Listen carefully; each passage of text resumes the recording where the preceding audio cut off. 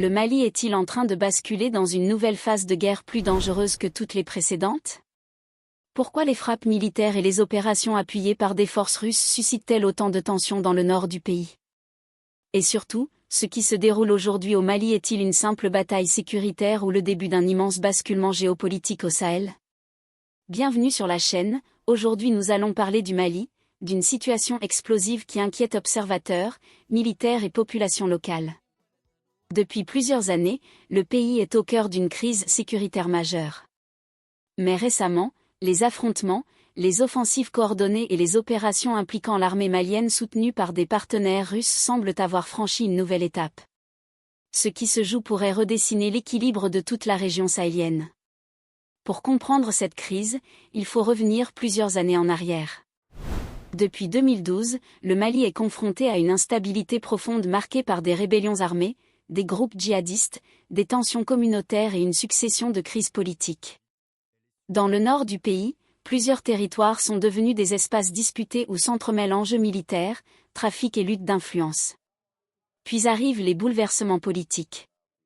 Après les coups d'État militaires, les nouvelles autorités maliennes décident progressivement de rompre avec certains partenaires occidentaux. Les forces françaises quittent alors le pays. Une nouvelle stratégie sécuritaire apparaît, un rapprochement renforcé avec Moscou. Des instructeurs, des équipements et des éléments liés à l'appareil sécuritaire russe prennent davantage d'importance dans les opérations sur le terrain.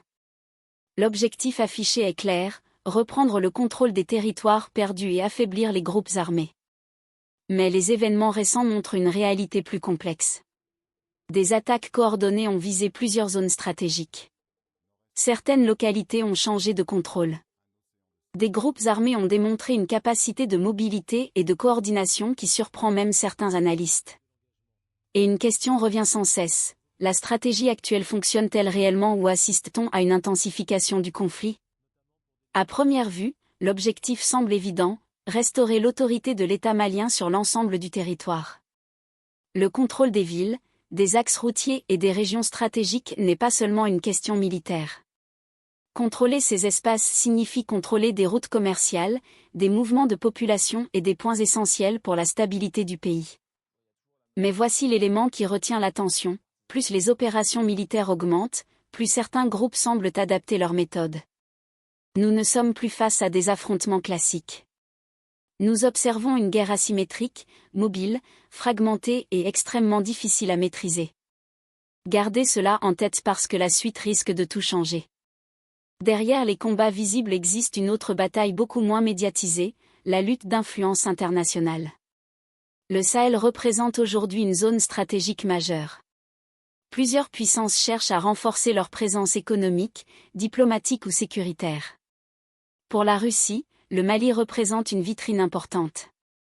Montrer une capacité à soutenir un allié africain possède une portée politique qui dépasse largement Bamako. Mais en face, d'autres acteurs observent attentivement. Car si la sécurité ne s'améliore pas durablement, certaines questions deviennent inévitables. Le modèle sécuritaire actuel peut-il réellement stabiliser le pays? Ou risque-t-il de produire davantage de fragmentation? Et c'est ici que les trois questions du début commencent progressivement à trouver une réponse. À court terme, les conséquences sont visibles. Les populations civiles vivent dans l'incertitude. Les déplacements augmentent. Les activités économiques ralentissent. Certaines régions deviennent difficiles d'accès. Mais sur le long terme, l'enjeu dépasse largement la sécurité immédiate. Si certaines zones échappent durablement au contrôle central, le risque n'est pas seulement militaire. C'est l'unité même du pays qui pourrait être fragilisée.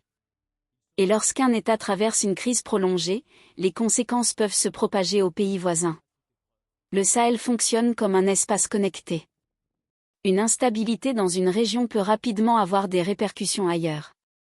Voici maintenant un angle rarement évoqué. Beaucoup analysent la crise malienne uniquement à travers les combats. Mais la vraie bataille pourrait être celle de la perception. Aujourd'hui, dans les conflits modernes, contrôler le récit devient presque aussi important que contrôler le terrain. Chaque camp diffuse ses images, ses communiqués et ses victoires annoncées. Pourquoi? Parce qu'influencer l'opinion publique locale peut devenir une arme stratégique.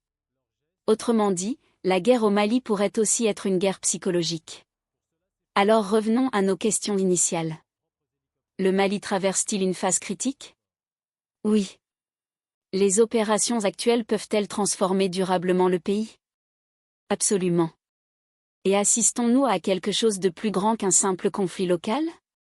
Beaucoup d'indices semblent aller dans cette direction. Une chose est certaine, les prochains mois pourraient être déterminants pour l'avenir du Mali et du Sahel. Dites-nous votre avis dans les commentaires.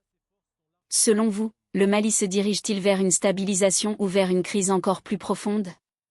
Abonnez-vous, activez la cloche et restez avec nous pour les prochaines analyses.